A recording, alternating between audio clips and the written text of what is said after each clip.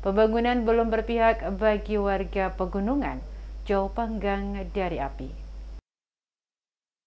Keberhasilan pembangunan belum dirasakan sebagian besar warga negeri adat di atas tanah leluhur Pulau Seram, Maluku Tengah. Potret pembangunan sesungguhnya di usia 79 tahun Indonesia Merdeka belum benar-benar dirasakan terutama oleh warga di negeri Kaloa, Elemata, Hatuwulu, Maraina, dan Manusela, jauh panggang dari api.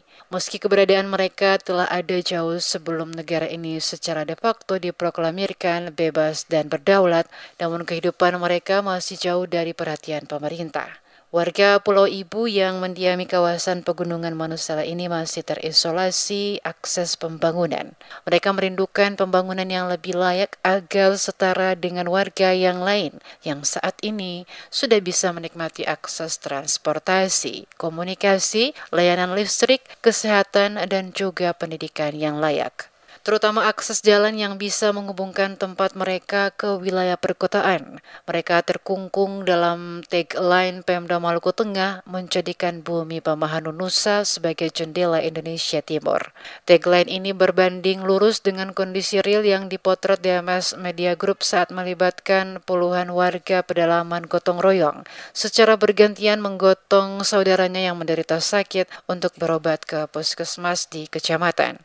Miris, untuk mendapatkan layanan kesehatan yang mumpuni, setidaknya butuh waktu 4 hari perjalanan, melewati puluhan kilo jalanan terjal dan berbukit, melawan terjangan derasnya aliran sungai besar bukan menjadi penghalang untuk warga.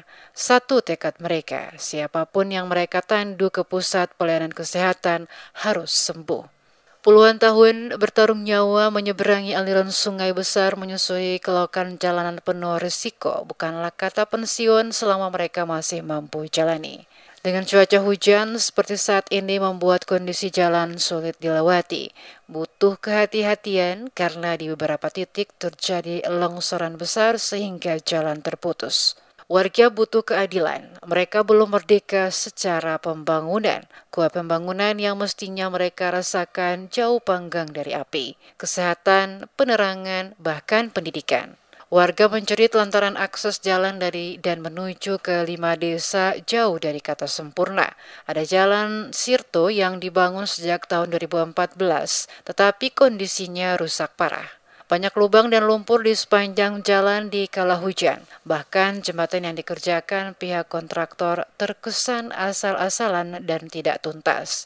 Sumber daya alam dan hasil bumi sangat melimpah menjadi andalan sumber mata pencarian demi menopang kehidupan mereka. Terkadang tak bisa dijual jika musim penghujan seperti saat ini.